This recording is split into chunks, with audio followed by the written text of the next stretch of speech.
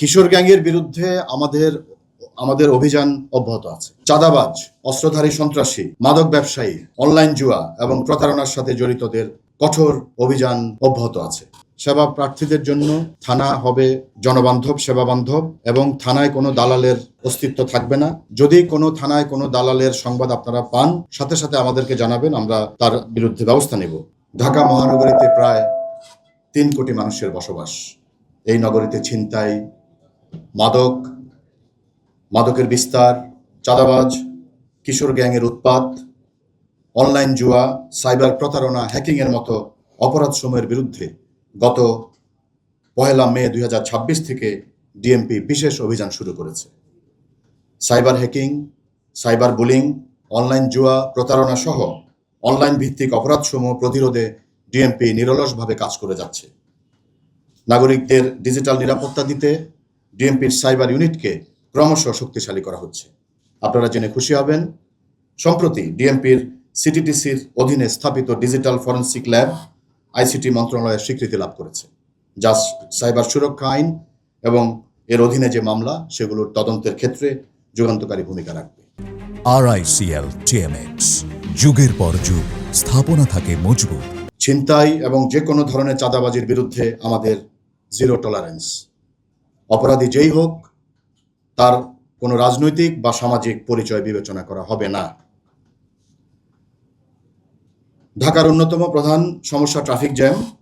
আমরা ঢাকার ট্রাফিক ব্যবস্থাপনাকে আধুনিক ও সচল করতে নিত্য নতুন কর্মপরিকল্পনা হাতে নিচ্ছি এবং চালক ও পথচারীদের মধ্যে সচেতনতা সৃষ্টি করছি। আমরা এর মধ্যে ট্রাফিক ম্যানেজমেন্ট সিস্টেমকে প্রযুক্তি নির্ভর করেছি। গুরুত্বপূর্ণ মোড়গুলোতে এআই ভিত্তিক ক্যামেরা স্থাপন করা হয়েছে। সড়ক পরিবহন আইন লঙ্ঘনের ভিডিও ফুটেজের ভিত্তিতে প্রসিকিউশন চালু হয়েছে। এর ফলে সড়কে আইন মানার প্রবণতা লক্ষ্য করা যাচ্ছে।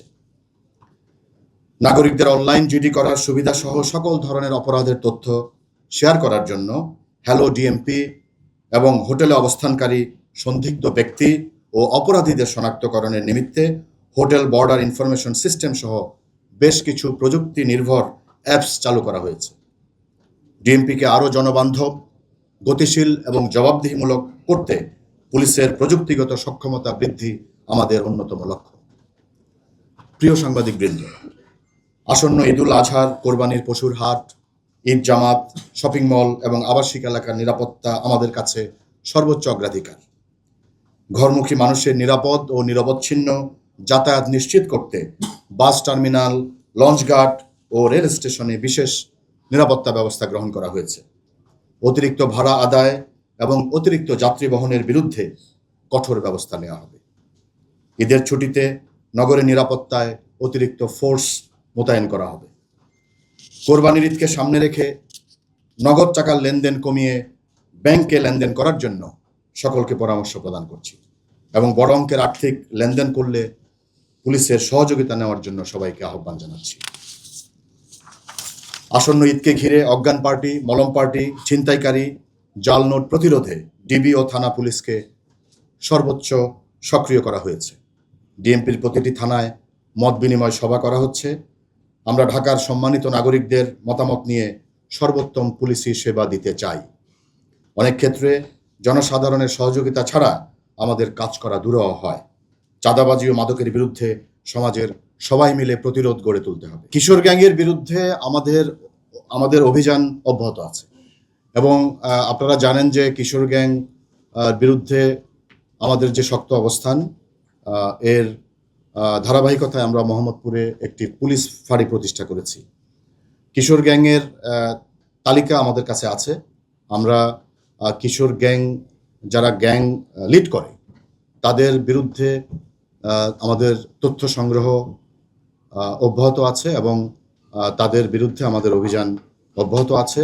তবে এই ক্ষেত্রে আমি বলবো, কিশোর গ্যাং, আপনারা নিশ্চয়ই জানবেন যে কিশোর গ্যাংয়ের অনেক সদস্যকে আমরা এর মধ্যে আমাদের আইনের আওতায় নিয়ে এসেছি এবং পর্যায়ক্রমে আমাদের কিশোর গ্যাংয়ের এই যারা সদস্য, তাদের সবাইকে আইনের আওতায় নিয়ে আসা আমাদের পরিকল্পনা।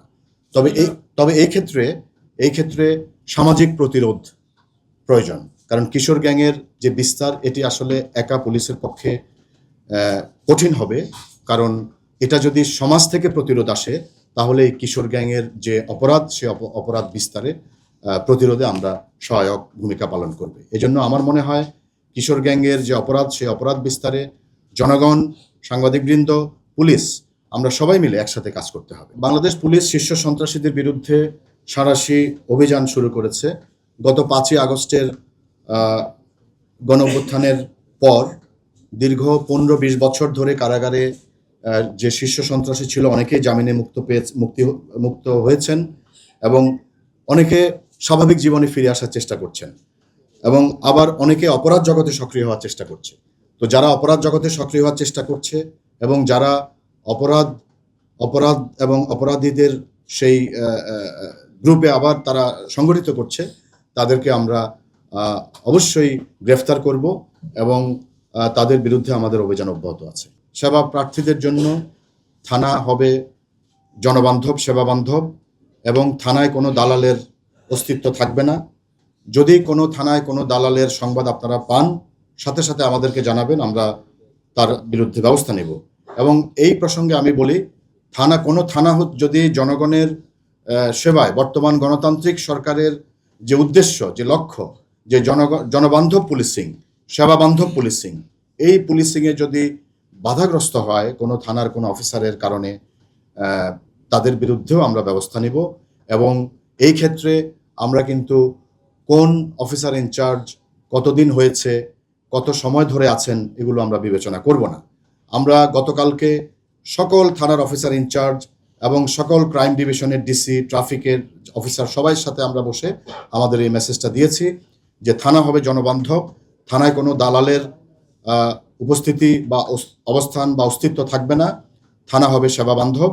যারা থানায় যাবেন তাদের সাথে ভালো ব্যবহার করতে হবে এবং তাদের যেই কারণে তারা থানায় গিয়েছেন সেই তাদেরকে সর্বোচ্চ সহযোগিতা দিতে হবে।